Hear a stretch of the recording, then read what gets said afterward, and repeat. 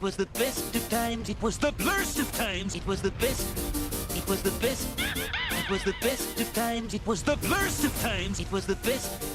You stupid monkey.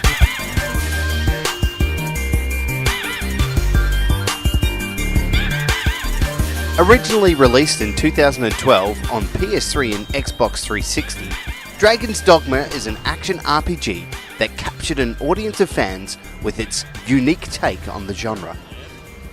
At the time, it was launched to fairly solid review scores and drew relevant comparisons to other titles like Elder Scrolls and Fable, and some other not so relevant comparisons to Dark Souls and The Witcher.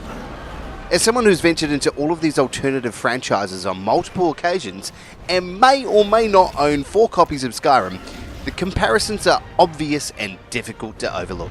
Well, obviously, Dragon's Dogma presents itself as an Elder Scrolls-sized quest on a bionic commando budget. The story, setting, and basic premise feel derivative, but Dragon's Dogma brings in a twist of Monster Hunter into the mix, which keeps it from becoming a direct copy.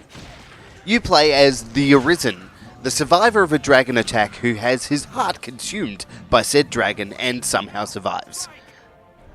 There's a lot of story in Dragon's Dogma, and multiple hours of fun for anyone willing to put in the effort. There's a lot to love about this game. The menus and cutscenes, while they've aged, look polished and well played. You can tell it's aged a little bit, but you don't really mind. It's a style that continues to work. Combat is easy to learn and allows room for players to grow into their characters. You'll develop your skill set over time, which gives you the sense of expanded badassery. Come, let us gingerly touch our tips. Game on!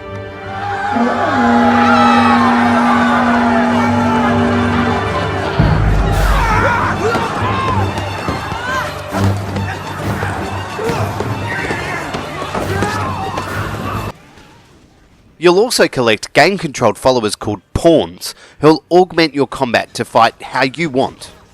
It's a pretty awesome system and makes up for the lack of multiplayer functionality within the game.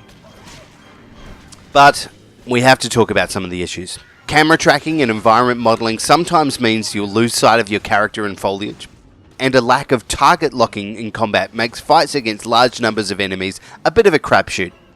These are the same issues that have existed since the game first launched, and they seem to have stuck around. All things considered, this is a pretty solid port to the Switch platform, but those who are expecting new things to be added to the mix may be a little bit disappointed. I would say that Dragon's Dogma is a product of its time, but looking at some of the other titles available, it's really hard to back up that theory. There's definitely a market for this game, although I'm not sure I'm the target audience for it. Especially considering the availability of other titles on the Switch, like Skyrim or Monster Hunter Generations, this game becomes more of a nostalgia purchase than an essential buy. I truly found it difficult to appreciate Dragon's Dogma without looking to all of the other available options. As an Elder Scrolls fan, and I will have to admit a fair amount of bias here, I feel like they did a lot of this stuff better and with more polish than Dragon's Dogma. I'm really hoping that this scratches an itch for all of the fans of the original game, but for me, I'm heading back to Skyrim for another playthrough. For more on Dragon's Dogma and other games like it, you can subscribe to Shaken Not Nerd on YouTube, Facebook, Twitter and Instagram, or you can listen to the Shaken Not Nerd podcast on your favourite podcatcher. You're unflattered. Maybe even a little curious.